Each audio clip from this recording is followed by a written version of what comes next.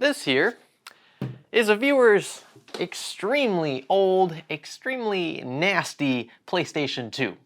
At least I think it's extremely nasty.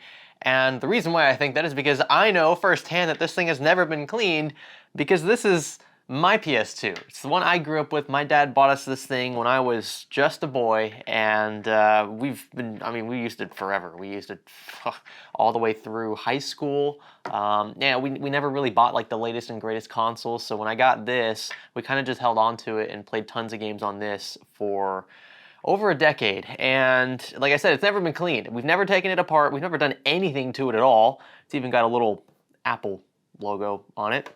I'm going to apologize in advance for that. So this being the GCDC playlist, I'm hoping that whatever is inside of this can be thoroughly cleaned. We're going to disassemble this entirely, and then have a few extra things to revamp it just a bit. At the end of this one, I'll just kind of throw it as an Easter egg. I have a free McBoot, and I also have it's a SATA SSD adapter for the PS2. So we're going to try to, modernize this console a bit, make it a bit more enjoyable to play here in the early 2020s. Is this the 20s?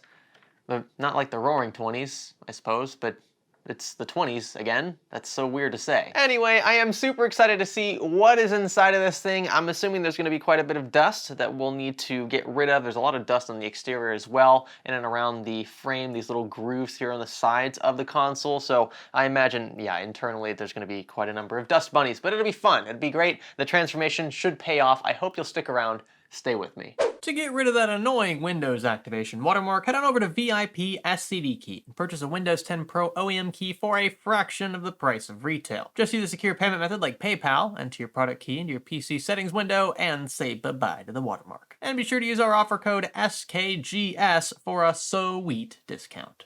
Hey there, and welcome to GCDC, which stands for Game Console Deep Cleaning. We have a similar playlist called PCDC, where we deep clean viewers' computers, and we kind of stretch this over into the console side as well because, well, many people have consoles, and a majority of them, I would wager, don't at least annually clean them, which means they get very, very dirty. Now, this being a PS2, full transparency here, I've never disassembled one of these. I've done many Xboxes, Xbox Ones, PlayStation 4s, PS4 Pros. I've never done something quite this old. I did disassemble my original PlayStation. I do have one of those still, and it still kind of works, unbelievably. But this PS2, I've just never touched because it's always worked. It's always just been a very reliable console. That said, I'm sure we'll find a few surprises inside. Now, when it comes to my cleaning gear, you can find all this stuff linked in the video description, pretty much the same as it is in the PCDC playlist. I have isopropyl alcohol here. I have Q-tips for cleaning those fine spaces, especially around circuit board SMDs and the exteriors of consoles. I have nitro gloves, just in case things get especially icky, though for my own console, I probably won't bother. I have shop towels, great at absorbing liquids, especially oils. I have a knockoff iFixit toolkit. You can use this to disassemble pretty much anything in the electronic space. It's really nice. It doesn't cost an arm and a leg either. And I have a Super Beast electric duster. Pretty much tons of cans of air condensed into one little electric duster here. My bristles are a little bent.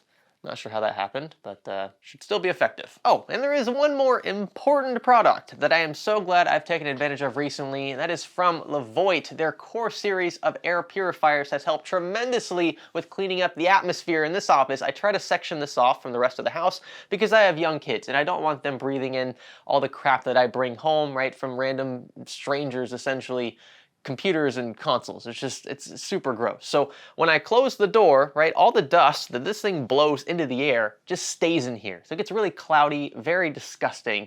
But having an air purifier like the Core 300 and the Core series of air purifiers can definitely help clean up that air and allow you to breathe a bit better. Now, what I like the most about Levoit purifiers is that they use 360-degree air filters, which means air is being pulled in from all directions in your room, and clean air is exhausted out the top through very quiet fans. You can set these things to be virtually inaudible while running, and that is awesome. But even if you're not doing things as extreme as I am here, right, where dust is just flying in the air all the time, it is still important to have a purifier in your home, at least in one of the rooms where you tend to just congregate and gather the most. It will make a difference not only in the quality of the air that you breathe, but it will also make a difference for some of the electronic products that you have laying around that room in particular. For example, if you place a Core Mini next to your your PC or next to your console, that can noticeably cut down on dust intake for that build because, again, you're more or less forcing a lot of that air to be filtered through the purifier before it enters your console or your PC, or insert whatever electronics product here.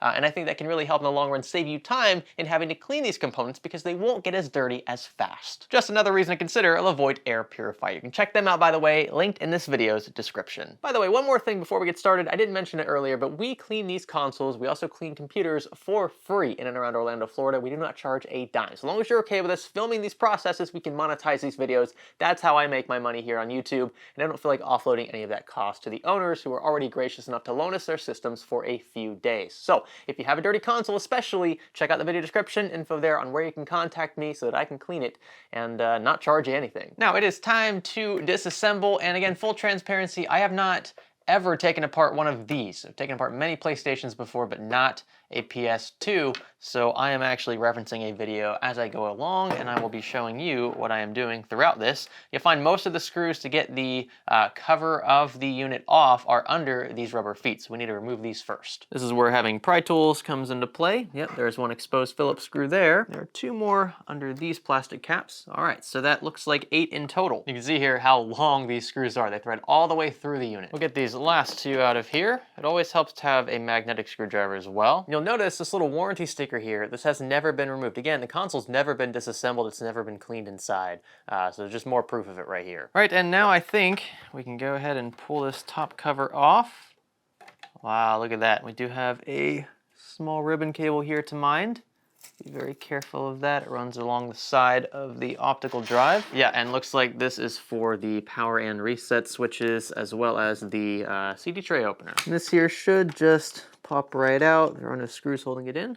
Okay, and yeah, the upper shell of the PlayStation has been removed. And now we'll remove these 4 brass Phillips screws surrounding 1/2 of the PS2, along with this little expansion bay cover, which we'll be taking more advantage of later in the video. Now the memory card area should slide up. It is attached via ribbon cable, so be careful. We can also pull up the back half of this. Let's see, the fan's a bit loose. I think we can also slide up, yeah, the power button assembly. So this will pull up and out, as will the fan. Actually, I'm not sure if the fan, I know it's obviously connected down below.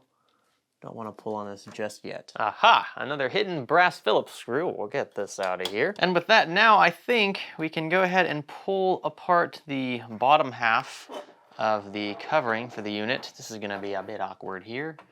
I think it should just slide. Maybe I need to cut the warranty seal a bit more. Yep, it looks like that's what I need to do. So we'll get our tool and we'll just cut down. We're gonna remove this sticker altogether once we reassemble, so I'm not too worried about it. Never cut toward you folks, something like that. All right, and I think now we can get it apart. Let's see. Oh yeah, that's more like it. Whew, oh yeah, it's gross in here.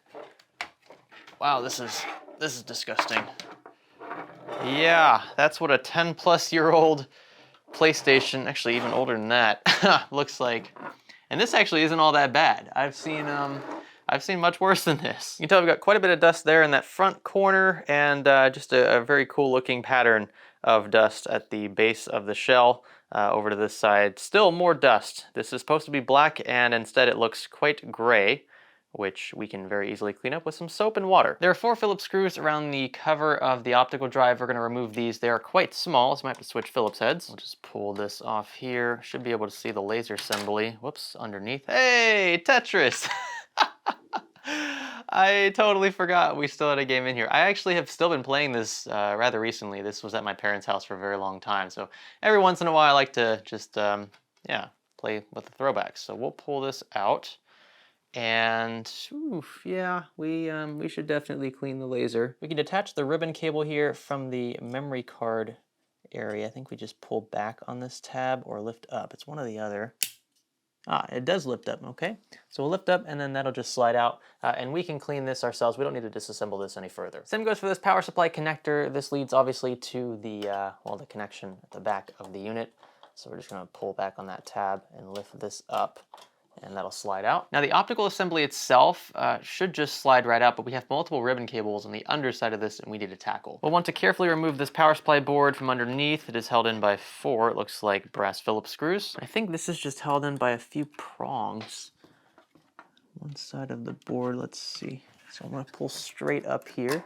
Yep, that's it. So the prongs are at the front, and that's essentially how it connects to the remainder of the console. And now I believe we can just lift up here on the expansion bay area. Nice. We can go and remove this pesky little fan here at the rear now. You can see the connection is exposed underneath. Move this little piece of tape. I want to be very, very careful here. This being a very old console, this plastic could snap super easily. And nicely done. I think we can now lift up the metal housing underneath. Oh yeah, look at that beauty. Actually, pretty clean under here, I guess because most of it was covered by that metal shroud. And now it should be much easier to address these ribbon cables. Most of them run straight into the optical drive underneath. Just gonna pull gently on these blue tabs all around. I'm gonna pull straight out. Nice, and I believe there's one more somewhere. Yep, there's one more on the underside of the optical drive. Actually, that one we can disconnect from above here. So that's going to be this one. This has a pull tab. We'll pull up, and then we'll pull from the white tab out. And now we've fully separated the main board from the optical drive. Now the only remaining component to disassemble here, I believe, is this little metal shroud on the other side of the main board, and this actually houses the heatsink. It's yeah, it's not very big or anything. In fact, I think this changed from model to model, so this might look a little different if you're taking your fat PS2 apart. I'm going to try here. Again, I'm not super familiar. I'm not sure what else is holding this on.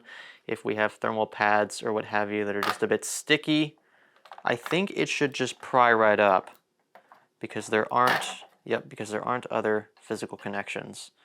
And wow, would you look at that? That is so, so beautiful. And oh yes, my favorite, plenty of lovely fuzz going around this large thermal pad. So kind of surprising they didn't use thermal paste here, just a pad. We're gonna stick with the OEM stuff. I don't wanna change it up and risk damaging anything. This is super, super gross. We're gonna lift up because we do wanna clean this. We'll probably just clean it with isopropyl alcohol. Don't wanna pull too hard there. I started to notice that it was tearing a tad.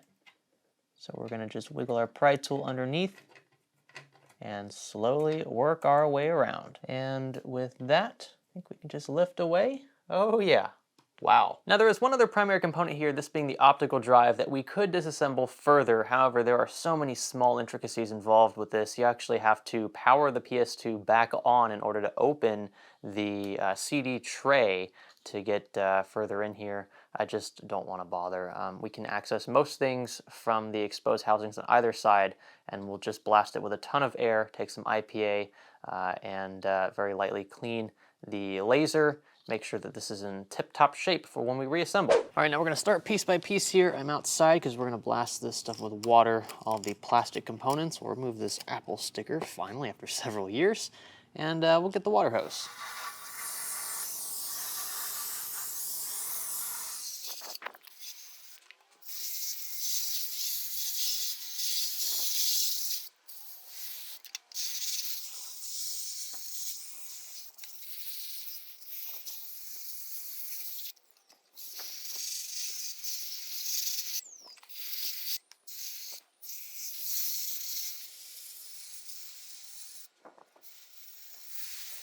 And with it all back inside now, we can dry things off with a towel. We'll also use our electric duster to get water out of smaller spaces, especially in this heatsink here.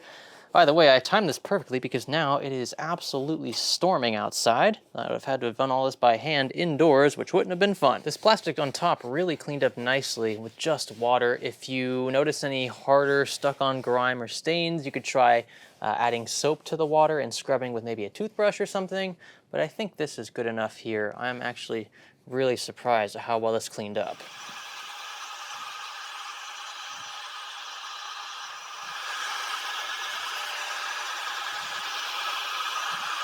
And now we'll just do a bit of manual scrubbing to get my fingerprints off of here. A few water stains it looks like, or I'm not sure what these are. We're going to try to use IPA to get it all up. We'll also try to remove any residue, old tape left behind, things that just don't look pretty. Granted, you won't see this when the console is fully reassembled, but this just adds to the deep cleaning factor of it all. Same goes for this one. We've got a bit of sticker residue here on the side, so IPA should take this right up. And there we are. No sign of sticker in sight, well, more or less. There might be a bit of oil and stuff left behind. I'm going to continue cleaning this off camera. I also slightly scratched. You can see where I took my knife and went through into the plastic, so there's a bit of a line there. Not the end of the world, but it does sort of kind of annoy me. Now we're moving on to the main board, and remember, this side here looks pretty good. There was a large metal cover here, so there wasn't enough space for dust to collect very much. But on the other side, you can see that the PCB is a bit discolored. It's a lighter shade of green and a bit muted. And that's just because there's a pretty fine layer of dust here, so I'll just go over it with my finger. You can see right there how much darker it is because I just removed a lot of that dust. So we're going to take some IPA to this and scrub it clean. We'll do our best to clean these rear I/O, front I/O ports. We've got a few USBs and a couple other connectors here. I think this is for display out. We do have an HDMI adapter to run this PlayStation 2 into a modern TV, so that'll be nice. Now we'll blast this thing with air to round it up. I think I will also replace the clock battery here, similar like a CMOS battery in a PC. It'll be good just to change this out because it's never been changed again. And then the main board should be finished more or less. We'll move on to the power supply board, and then we'll clean the fan, the optical drive, a few more peripherals. And this thing will be ready to be put back together.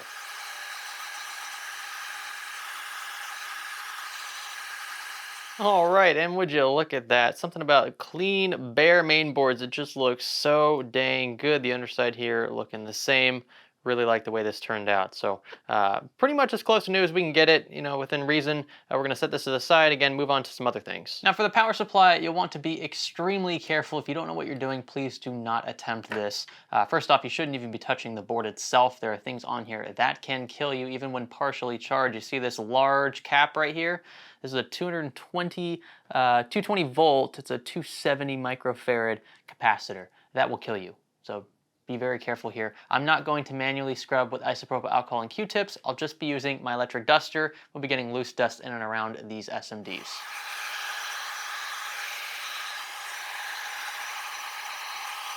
We'll go ahead and start cleaning this fan. You can see all that dust just right there in the center. That is super gross. We'll get this up and out of the way. By the way, there are some fan upgrades out there for a classic PS2, so if you're interested, you can check those out. I didn't want to bother. Some of them have issues with voltage, so like 5 volt versus 12 volt, so some of the fans don't spin at all, really, and that can cause overheating issues down the line. I just wanted to stick with OEM. The fan still works in this case. It is a bit loud, but it'll do. These little blades are so small, they're a bit frustrating to try to clean around. And you can see there's a lot of dust on the undersides of these fan blades. It's pretty typical. We see this all the time in computers. However, this is where I want to stress the use of IPA and Q-tips. You could use cans of air, of course, or like we have an electric duster to get rid of most of this, but you'll find that some of it does end up getting left behind, especially the hard stuck-on grime that hasn't been cleaned in several years. That's where the deep cleaning aspect of this comes into play. So use Q-tips or some sort of like makeup brush or something with IPA to dislodge this dust. It'll really help.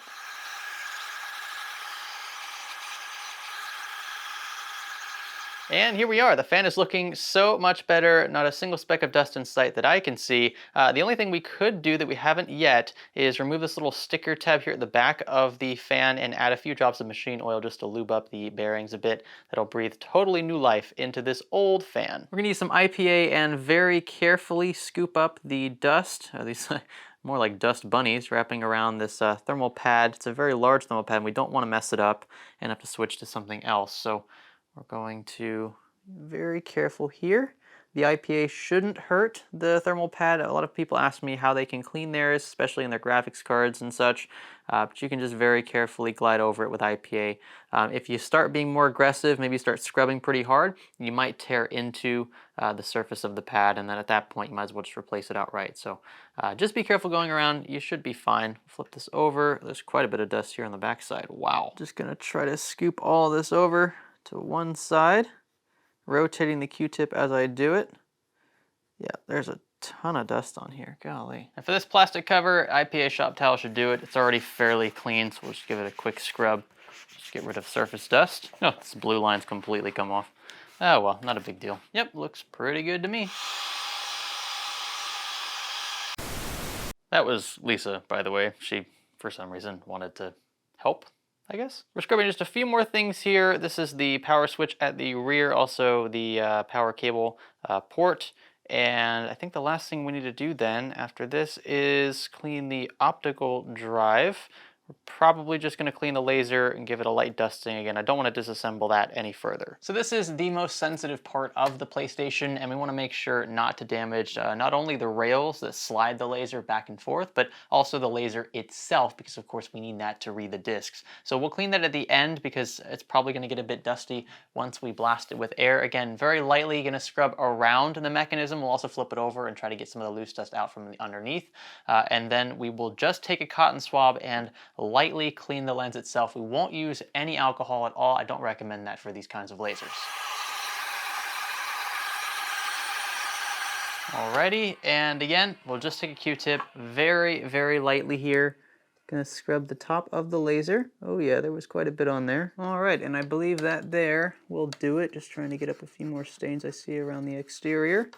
But this is looking so much cleaner than before. So the last piece of the puzzle then is finished. Now I'm going to take about 30 minutes or so. I'm going to deep clean this office because there is a lot of loose dust in here, and then we'll come back and begin the reassembly process. 2,000 years later. So the office is now fully deep cleaned. Didn't take too long. We have all of our PlayStation 2 components up top here. They've all been thoroughly cleaned. We just need to disassemble. We just did that. We need to reassemble, and then we'll try to power on. Of course, we'll mess with our extra goodies over here, like the McBoot and the SSD, or the SATA SSD adapter and the like. So we'll see if we can get a pretty sweet PS2 setup going. I've also got, like I said, my wireless controllers here to make it feel a bit more modern. Just uses some AAA batteries. That's a dead giveaway that it's not super modern. Anyway, we also have one other visitor down here, and that is Pepsi Girl. She just likes chilling under the couch. I don't know. Sometimes I'll sit down and she'll attack my legs. So yeah, cats. Now I'll be totally honest with you guys. I have no clue how to reassemble this. I kind of just, I was just removing whatever I could in somewhat of a logical order. But reassembly, that's going to be the real challenge. So I got to figure out how this stuff fits. So bear with me.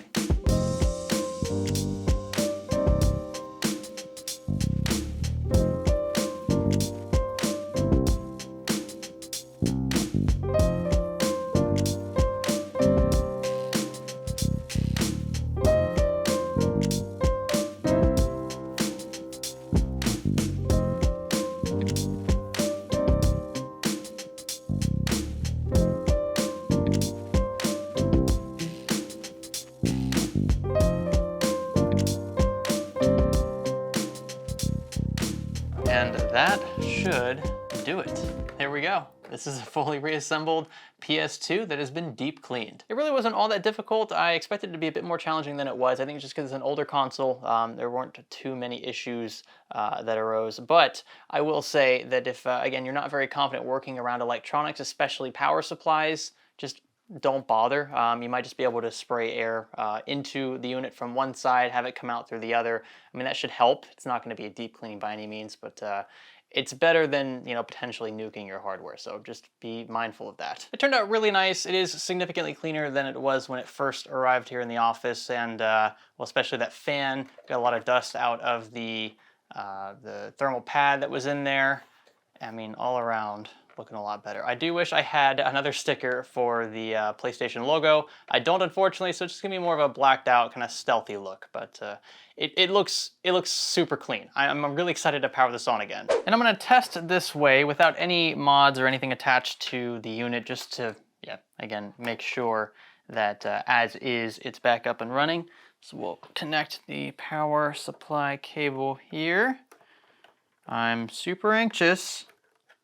Okay. Yes, it lights up there. Oh, the classic fat PS2 sound. Oh, look at that, it works. Let's try the disc tray. It works. We'll put Tetris Plus back in. Just want to make sure that it reads discs still.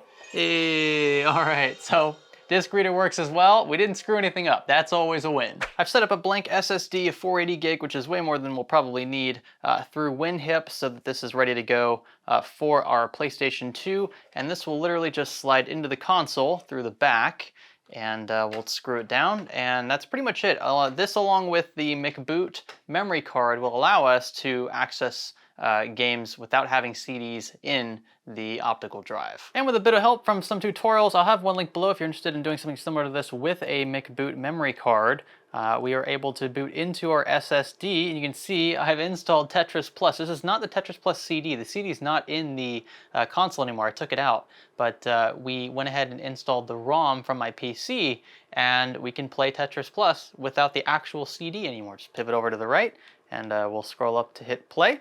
And it's that simple. You can also, by clicking the install button, install discs for games that you already have physical discs of.